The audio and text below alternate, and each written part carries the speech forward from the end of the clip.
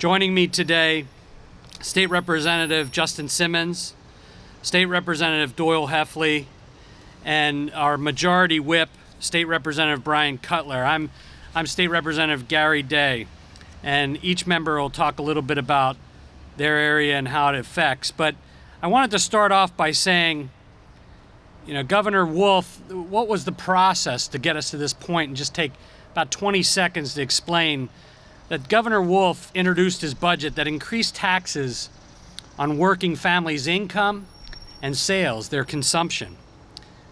But the number was by about 20%. When you calculate it, it's about 18 to 20% on each of those. The Wolf tax increases are the largest tax increases in Pennsylvania history. The legislature considered the Wolf tax increases on the floor of the House. The legislature is made up of 253 elected officials from across the Commonwealth. Not one member voted for the governor's plan. Not one. The legislature then created a budget that has no tax increases, spends $100 million more on education, and funds needed programs that I believe the governor agrees with a lot of the programs that it did fund. Then what happened in the next step was Governor Wolf, in my opinion, it was hasty. It was a hastily vetoed budget, and it really wasn't in good faith. Our no tax increase budget spent more on education, and within a few hours of the governor receiving it, you need a lot more time to examine it. He didn't do that. Instead, Governor Wolf used a full budget veto that'll deny programs and services for Pennsylvanians like those in this Lehigh County nursing facility. Our seniors in Lehigh County are being held hostage for Governor Wolf's tax increases. This facility's budget is about $60 million a year. $22 million come from state funds, about $24 million from federal funds, and the rest from here in Lehigh County.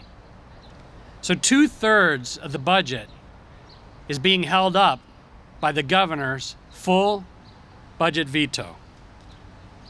So I wanted to get you where we are now in the process. There's a lot more to talk about, and my colleagues are going to hit on some of these issues. We chose to be here today to show the impact of the tactic of a full budget veto rather than a line item veto of the things we still need to negotiate. So first, I want everybody to know, within the sound of my voice, and that reads anything about this press conference today, that the four of us are here to listen to the people in our districts and Pennsylvanians. So contact us about what we're going to tell you here today, and we'll be glad to talk to you about it. You can learn more, so make sure you contact your state representative. So without further ado, first I'd like to introduce my colleague and friend, State Representative Justin Simmons. Thanks, Gary. Yep. Thank you, Gary, and I would like to thank our leadership, including Bryan Cutler, setting this up today, and my colleague Doyle Heffley. It's great to have the team behind us.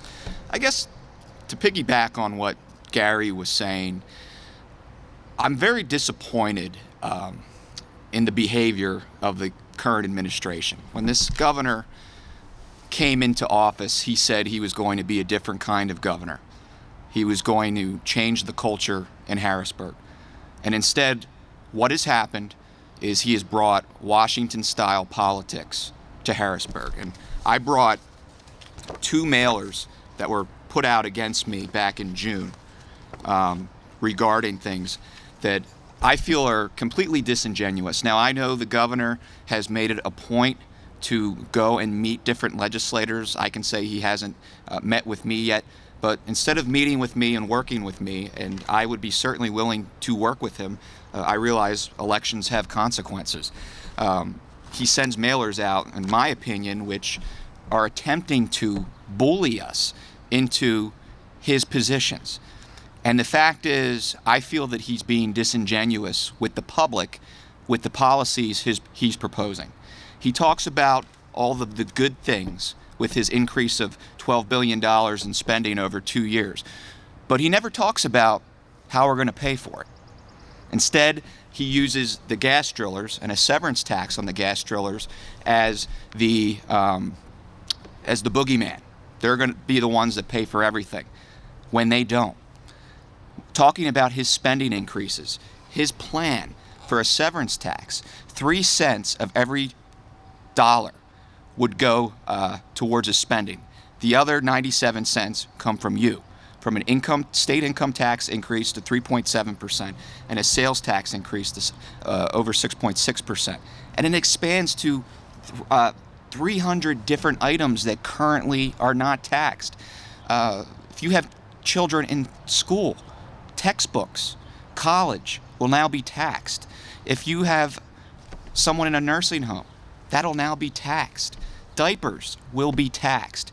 This is the largest spending increase in Pennsylvania history. The governor said it himself in his budget address. He said this is a radical budget. I agree with him. It is a radical budget. It actually makes Ed Rendell's $8 billion in spending increase over 8 years look moderate compared to what he's proposing over 2 years. And we've also come up with ideas, because you may say, okay, Representative Simmons, it's okay to point fingers and criticize, but what do you want to do about it? Well, we passed 2 really good pieces of legislation and put it on his desk. For the first time in the history of Pennsylvania, we had a liquor privatization bill on the governor's desk. The governor says he's a progressive. How, in God's name, if you're a progressive, do you defend the current system of liquor that we have in Pennsylvania? It's a prohibition-era system that Governor Pinchot at the time stated was designed to make the sale of wine and spirits as inconvenient and expensive as possible. It's time we get rid of this relic, and we're also going to get more revenue from getting rid of this relic, from licenses, from stopping the border bleed. We lose an upwards of $300 million to other states like Delaware, where it's a lot cheaper and more convenient to get a bottle of wine. We don't think it's I know my colleagues behind me, we don't think it's a radical concept for you to be able to buy a bottle of wine at a grocery store. In fact, I think it's an insult to every Pennsylvanian that our governor vetoed that bill when 48 other states allow it. The other thing we passed was pension reform. Governor Wolf worked and was successful in the private sector. His employees are in a 401k system that is exactly designed as the system that we proposed for new hirees in Pennsylvania that will save $12 billion for taxpayers. We all agree that there is a pension problem in Pennsylvania. We have a $53 billion unfunded liability. Talk to your school boards, talk to your school districts. They will all tell you it's the biggest problem facing Pennsylvania. And in my opinion, I think it's the biggest crisis we face in Pennsylvania. The governor wants to take a $3 billion bond out, which is basically going into more debt, taking a credit card payment. That's not how I was raised, and that's not how I view taxpayer dollars.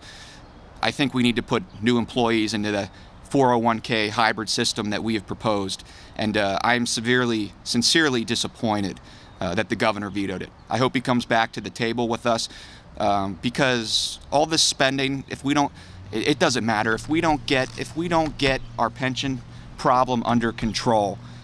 This is going to be a recurring theme year after year after year. It's time to get the public sector in line with the private sector. On that note, I'd like to introduce my colleague Doyle Heffley from Carbon County. Thank you. Thank you, Justin. Thank you, Justin, and I thank my colleagues, Representative Gary Day and Representative Bryan Cutler, who's part of our leadership team in Harrisburg in the House, for coming out today. It's a very warm day today, but it's important that we come out and talk a little bit about the budget and what is essentially the Wolf-created budget crisis. The governor came in, said he was going to be a different kind of governor. Yeah, I guess if you look at vetoing the entire budget, the first time in 40 years, he is a different kind of governor. He's a type of governor who wants to play politics with our most vulnerable citizens. He wants to play politics with those social service providers, not the state employees, but the home visiting nurses that people rely on daily just to help them to get out of bed, help them to do the daily functions of life, to feed them, there's no need to veto the entire budget and put those citizens and make them pawns in this political process. The governor then had the audacity to tell these service providers that they should just go out and borrow money to pay for these services. It's easy when you live at a place called Mount Wolf to just go out and say you're going to get a line of credit.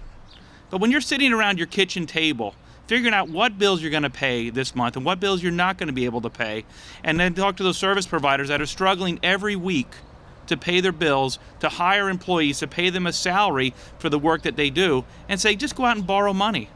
We'll reimburse you when the budget's finally passed. When there was no need, 274 line items in this budget, and those budgets for those social services were agreed upon. There was no need to veto them.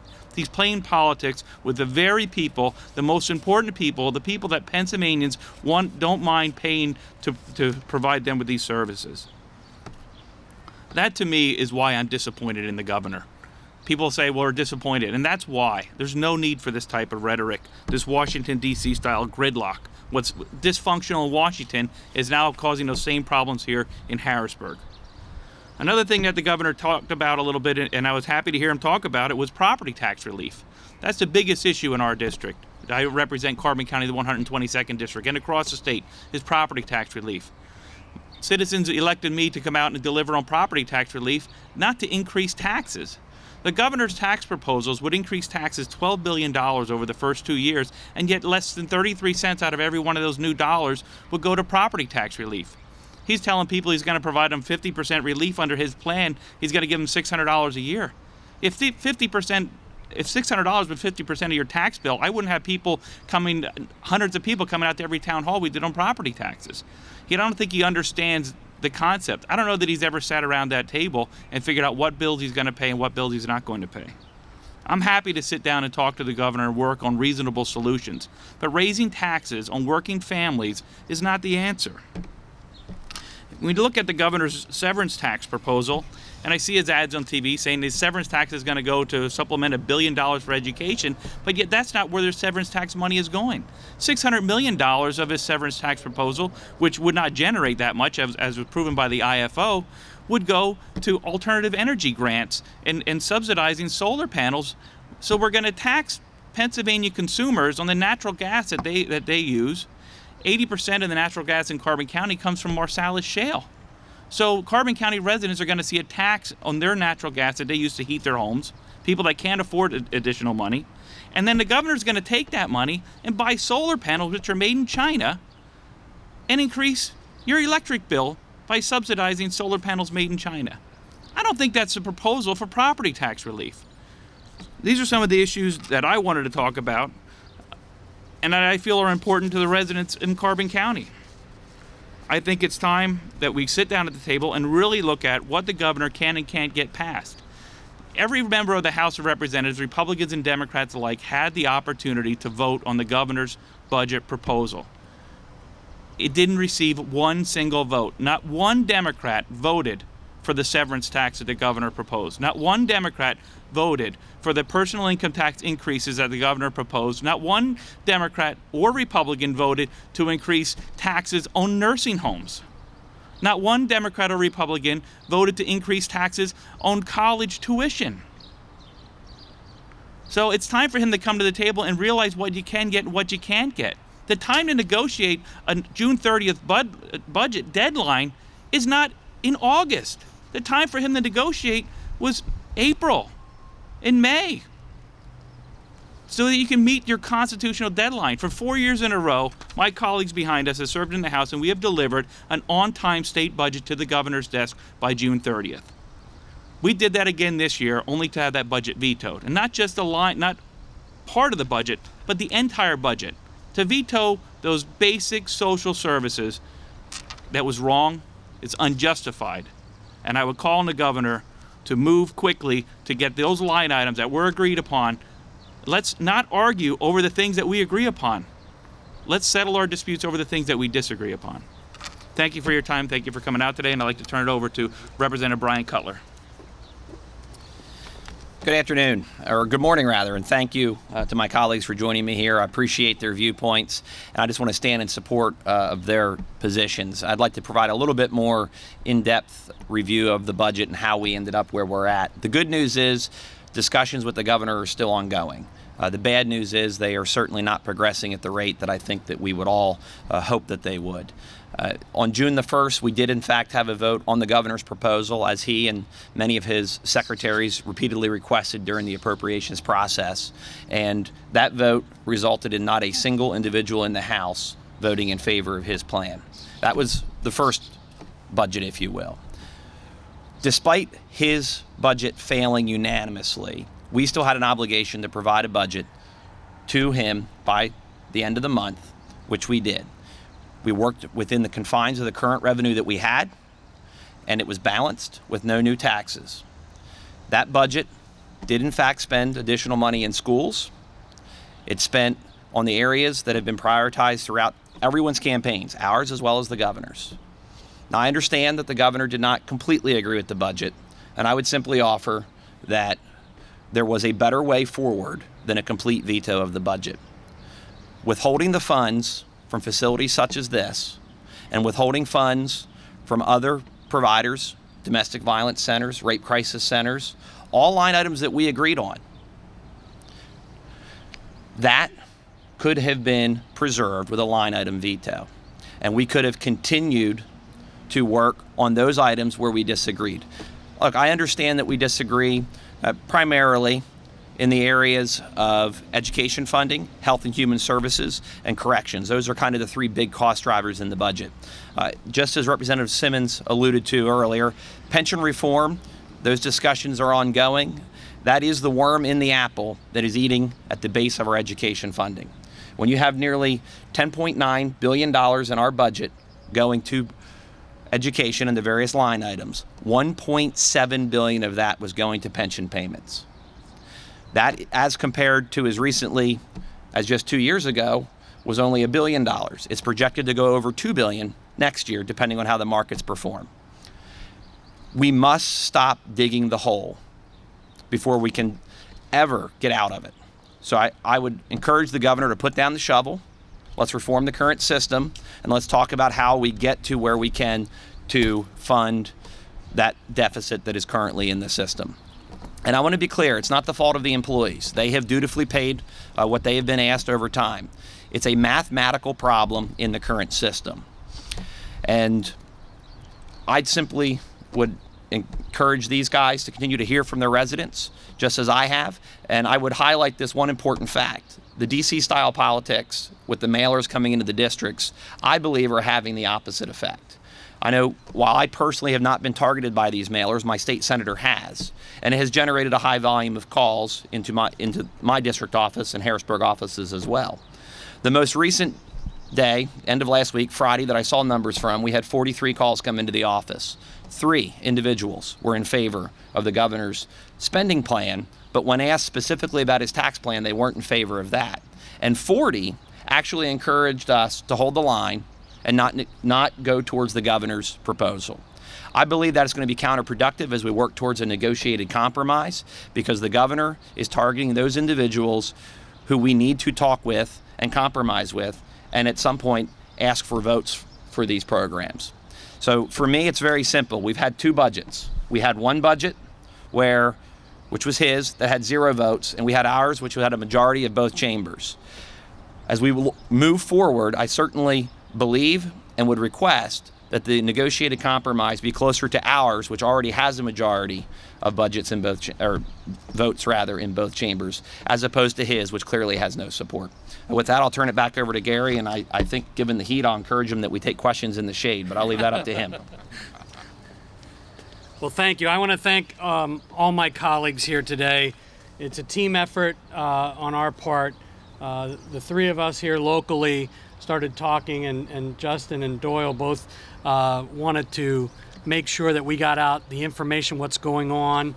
And thank you, Bryan, for coming up here as well. You know, and one of the things I tried to move quickly because we are in the sun, and I just to tie things up, one of the things that I find worse about this whole budget impasse And the reason why we sort of dubbed this a truth tour is we think what we're trying to put out there is the truth of what's going on. We feel like we're not afraid of this debate. We're not afraid of the people having and seeing inside on what exactly is going on. When the governor came into my district a couple weeks ago, he talked all about his plan and the little bit of spending that comes out of the taxes. In Lehigh County, under his plan, Lehigh County taxpayers pay $28 million more in taxes than they receive back in any benefit. But he only talked about the benefit. We're here to talk about both. We're not afraid to talk about that he wants to increase spending in education.